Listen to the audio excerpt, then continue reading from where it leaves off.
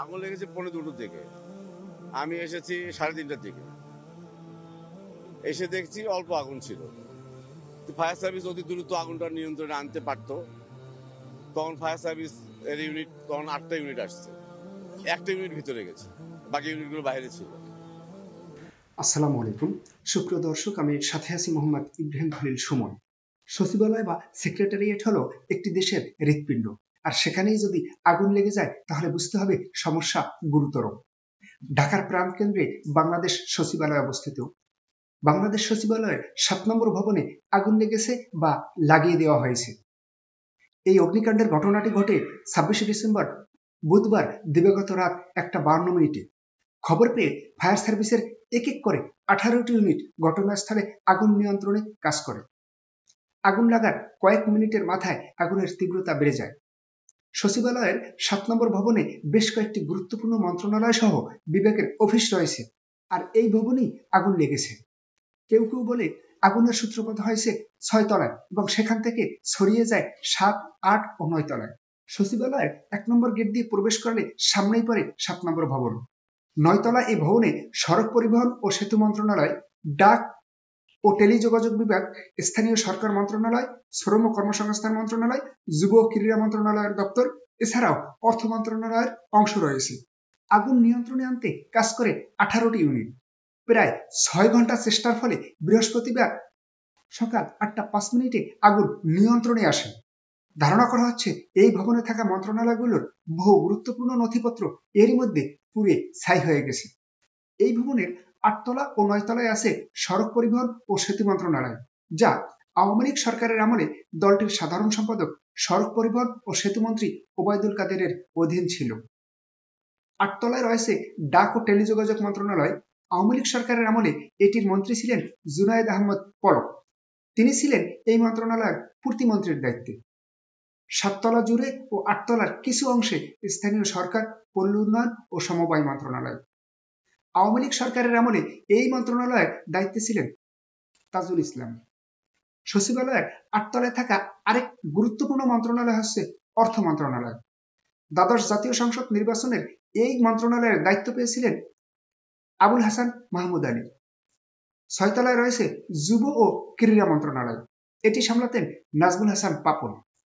5 তলা ও 6 তলায় আছে শ্রম ও কর্মসংস্থান মন্ত্রণালয়। এই মন্ত্রণালয়ের প্রতিমন্ত্রী ছিলেন নজরুল ইসলাম চৌধুরী। ভবনের 5 তলায় পড়েছে ডাক ও টেলিযোগাযোগ মন্ত্রণালয়, অর্থ মন্ত্রণালয়। 4 তলায় আগুন লাগে অর্থ মন্ত্রণালয়ের ব্যাংক ও আর্থিক প্রতিষ্ঠান বিভাগ এবং অর্থ বিভাগে। ফায়ার সার্ভিস ও সিভিল ডিফেন্স অধিদপ্তরের মহাপরিচালক ব্রিগেডিয়ার জেনারেল জাহেদ কামাল জানিয়েছেন, সচিবালয়ে আগুনের সবচেয়ে বেশি ক্ষতিগ্রস্ত হয়েছে 8 ও 9 তলা। ধারণা করা হয় সেখানে থাকা নথিপত্র পুড়ে খুব বেশি ক্ষতি হয়ে থাকতে পারে। ফায়ার সার্ভিস জানিয়েছে 6, 7, 8 ও 9 এই 4টি তলা আগুনে ক্ষতিগ্রস্ত হয়েছে বেশি। এর মধ্যে 8ম ও 9ম তলায় খুব বেশি ক্ষতি হয়েছে, সেখানকার অধিকাংশ নথিপত্র পুড়ে গেছে। আগুনের ঘটনা তদন্তে অতিরিক্ত সচিব জেলা ও মাঠ প্রশাসন মোহাম্মদ খালেদ রহিমকে আহ্বায়ক করে 7 সদস্যের তদন্ত কমিটি গঠন করা হয়েছে। এই কমিটিকে 7 কার্যদিবসের মধ্যে প্রতিবেদন দিতে বলা হয়েছে। ভবনের 7 তলায় কুকুরের পুড়ে যাওয়া মরদেহ পাওয়া গেছে, কিন্তু সচিবালয়ের ভিতরে কুকুর আসলো কিভাবে, এটা আসলে সন্দেহজনক এবং বিষয়টি স্পষ্ট নয়। যে কোনো স্থানে আগুন লাগলে আশেপাশের রাস্তাগুলো বন্ধ করে দেওয়া হয়, যাতে ফায়ার সার্ভিসের লোকেরা সঠিকভাবে কাজ করতে পারে এবং তাড়াতাড়ি আগুন নেভাতে পারে। কিন্তু সেখানে একটি ট্রাক ঢুকলো এবং একজন ফায়ার সার্ভিসের কর্মীকে চাপা দিয়ে চলে গেল। বিষয়টা কিন্তু খুবই সন্দেহজনক। অনেকেই এখানে চক্রান্ত অনুভব করেন। বিষয়টা এরকমের যে মানুষ মারা গেল অথবা দুর্ঘটনা ঘটলো, সেটা নিয়ে অনেকক্ষণ হইচই হবে, আর ওইদিকে আগুনে আরো বেশি ক্ষতি হতে থাকবে। এমনকি এই ফাঁকে কেউ কেউ ইচ্ছাকৃতভাবে সন্দেহজনক তথ্য লোপাট করতেও পারে।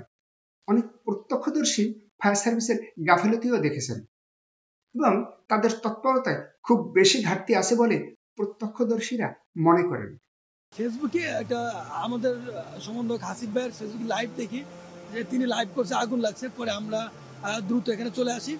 দেন যখন আমি এখানে আছি প্রায় 3-4 ঘন্টা আগে, আসার পরে আমরা দেখি যে সচিবালয়ে তেমন আগুন এখন যেমন দাও দাও করে জ্বলছে, তখন আগুন এবং দাও দাও করে জ্বলতেছিল না। ছাদের উপরে কিছু জায়গায় শুধু ধোঁয়া উঠতেছিল। তখন আমরা ফায়ার সার্ভিসের যে ইউনিটগুলো ছিল, আমরা তাদের, বিশেষ করে আমি তাদের অনুরোধ করছি যে ভাই, আপনারা যে সকল জায়গায় ধোঁয়া উঠতেছে আপনারা যান, যে সে সকল জায়গায় পানি দেন, যে আগুনটা নিয়ন্ত্রণ নিয়ে আসার একটু চেষ্টা করেন। কিন্তু আমরা দেখছি যে ফায়ার সার্ভিস ইউনিটের একদম গাফলিতে তাদের, যে তারা ওখানে পানি দেওয়ার কোনো তৎপরতা নাই। যে একটা জায়গায় আগুন লাগলে যে প্রশাসনের যারা দায়িত্ব থাকে বা ফায়ার সার্ভিসে যারা থাকে, যে আগুন দেওয়ার, আগুন নিভানোর যে একটা তৎপরতা, যে একটা কার্যক্রম, এটা আমরা ফায়ার সার্ভিসের ভিতরে আমরা দেখতে পাই নাই। এবং ফায়ার সার্ভিস যখন 13টা ইউনিট, আবার পরবর্তী আমরা বলার পরে 13টা ইউনিট নিয়ে আসছে, কিন্তু সেই 13টা ইউনিট অনেকের ইউনিটে পানি নাই। আপনি দেখেন যেখানে আগুন লাগে, আগুন জ্বলতেছে, সেখানে পানি দেয় না, যেখানে আগুন জ্বলে না সেখানে পানি দেয়। আরও একটা কথা বলি, এই সচিবালয় কিন্তু বাংলাদেশের একটা হৃৎপিণ্ড। আজকে এই হৃৎপিণ্ডে যে আগুনটা লেগেছে, এই আগুনটা কিন্তু স্বাভাবিক কোনো আগুন না আমরা মনে করছি। কারণ কারেন্টের যদি আগুনটা লেগে থাকে তাহলে একটা জায়গায় লেগে থাকবে, কিন্তু আগুনটা লেগেছে প্রত্যেকটা স্পটের জায়গায় জায়গায়, যে ছাদের এই কোনো একটা জায়গায়, এই কোনো মাঝখানে আগুনটা যারা লাগিয়েছে ফুল পরিকল্পিতভাবে লাগিয়েছে। এবং সচিবালয়ে যত ডকুমেন্টস রয়েছে, কাগজপত্র রয়েছে, নথিপত্র রয়েছে, সবগুলো আগুন দিয়ে পুড়িয়ে দেওয়ার জন্য এই পরিকল্পনা। আচ্ছা, সচিবালয়ের 3টি স্থানে একই সাথে আগুন লাগে কিভাবে? এটা কি দুর্ঘটনা নাকি কোনো গভীর ষড়যন্ত্রের অংশ? বাংলাদেশ সচিবালয়ের 1 নম্বর ভবনে আছে মন্ত্রী পরিষদ বিভাগ ও জনপ্রশাসন মন্ত্রণালয়। 3 নম্বর ভবনে আছে বাণিজ্য মন্ত্রণালয়, স্বাস্থ্য ও পরিবার কল্যাণ মন্ত্রণালয়, স্বাস্থ্যসেবা বিভাগ, মেডিকেল শিক্ষা ও পরিবার কল্যাণ বিভাগ। 4 নম্বর ভবনে আছে পার্বত্য চট্টগ্রাম বিষয়ক মন্ত্রণালয়, কৃষি মন্ত্রণালয়, খাদ্য মন্ত্রণালয়, তথ্য মন্ত্রণালয়, আইন বিচার ও সংসদ বিষয়ক মন্ত্রণালয়, আইন ও বিচার বিভাগ, আইন ও সংসদ বিষয়ক বিভাগ, ভূমি মন্ত্রণালয়, দুর্যোগ ব্যবস্থাপনা ও ত্রাণ মন্ত্রণালয়। 5 নম্বর ভবনে আছে গৃহায়ন ও গণপূর্ত মন্ত্রণালয়। 6 নম্বর ভবনে আছে প্রাথমিক ও গণশিক্ষা মন্ত্রণালয়, সংস্কৃতি বিষয়ক মন্ত্রণালয়, শিক্ষা মন্ত্রণালয়, মাধ্যমিক ও উচ্চ শিক্ষা বিভাগ, কারিগরি ও মাদ্রাসা শিক্ষা বিভাগ, বিদ্যুৎ, জ্বালানি ও খনিজ সম্পদ মন্ত্রণালয়, বিদ্যুৎ বিভাগ, জ্বালানি ও খনিজ সম্পদ বিভাগ, পরিবেশ ও বন মন্ত্রণালয়, মৎস্য ও প্রাণী সম্পদ মন্ত্রণালয়, বস্ত্র ও পাট মন্ত্রণালয়, নৌ পরিবহন মন্ত্রণালয়, সমাজ কল্যাণ মন্ত্রণালয়, মহিলা ও শিশু বিষয়ক মন্ত্রণালয়, বিজ্ঞান ও প্রযুক্তি মন্ত্রণালয়। 7 নম্বর ভবনে আছে পানি সম্পদ মন্ত্রণালয়, যুব ও ক্রীড়া মন্ত্রণালয়, ডাক, টেলিযোগাযোগ ও তথ্য প্রযুক্তি মন্ত্রণালয়, ডাক ও টেলিযোগাযোগ বিভাগ, স্থানীয় সরকার, পল্লী উন্নয়ন ও সমবায় মন্ত্রণালয়, স্থানীয় সরকার বিভাগ, পল্লী উন্নয়ন ও সমবায় বিভাগ, শ্রম ও কর্মসংস্থান মন্ত্রণালয়, অর্থ মন্ত্রণালয়, অর্থ বিভাগ, আর্থিক প্রতিষ্ঠান বিভাগ, অভ্যন্তরীণ সম্পদ বিভাগ, সড়ক পরিবহন ও সেতু মন্ত্রণালয়, সড়ক পরিবহন ও মহাসড়ক বিভাগ। 8 নম্বর ভবনে আছে স্বরাষ্ট্র মন্ত্রণালয়, জননিরাপত্তা বিভাগ, সুরক্ষা সেবা বিভাগ ও ধর্ম বিষয়ক মন্ত্রণালয়। সুপ্রিয় দর্শক, যাই হোক, যেভাবেই হোক, বাংলাদেশের সচিবালয়ে আগুন লেগেছে বা লাগিয়ে দেওয়া হয়েছে, আমরা সাধারণ জনগণ আমরা চাই কিভাবে আগুনটা ঘটলো, কিভাবে আগুনটা লাগলো, এটা যেন জনসম্মুখে প্রচার করা হয়, প্রকাশ করা হয়, এবং এর পিছনে যারা অভিযুক্ত আছেন, যদি কেউ অভিযুক্ত থাকেন, যদি কেউ অপরাধী থাকেন, তাদের জন্য দৃষ্টান্তমূলক শাস্তি দেওয়া হয়। মধ্যরাতে আগুন লেগেছে, কিন্তু তৎপরতায় ঘাটতি লক্ষ্য করা গেছে। আগুন লেগেছে, সেটা কিছু লোক এসে, ফায়ার সার্ভিসের লোক বা অন্যান্য লোকেরা এসে নিয়ন্ত্রণে নিয়েছে, কিন্তু যদি অন্য ধরনের কোনো দুর্ঘটনা ঘটতো, ধরুন এই বর্তমানে যেহেতু একটা সংকটকাল চলতেছে, ধরুন যদি একদল ডাকাত সেখানে হামলে পড়ে, তাহলে কেমন হতো? কারণ ওখানে প্রত্যক্ষদর্শীরা গিয়ে নিরাপত্তা কর্মীদের তৎপরতায় ঘাটতি দেখেছেন। তারা গিয়ে দেখেছেন যে নিরাপত্তা কর্মীরা আসলে জানেনই না যে ভবনে আগুন লেগেছে। আসলে এরকমটি হতে পারে না, এরকমটি হওয়া উচিত না, এরকম চলতে পারে না।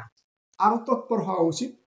যেহেতু বাংলাদেশ একটি ক্রান্তিকাল অতিক্রম করছে, তাই এই ক্রান্তিকালে দুষ্ট চক্র বিভিন্ন ধরনের ক্ষতি করার বিভিন্ন ধরনের সুযোগ খোঁজে।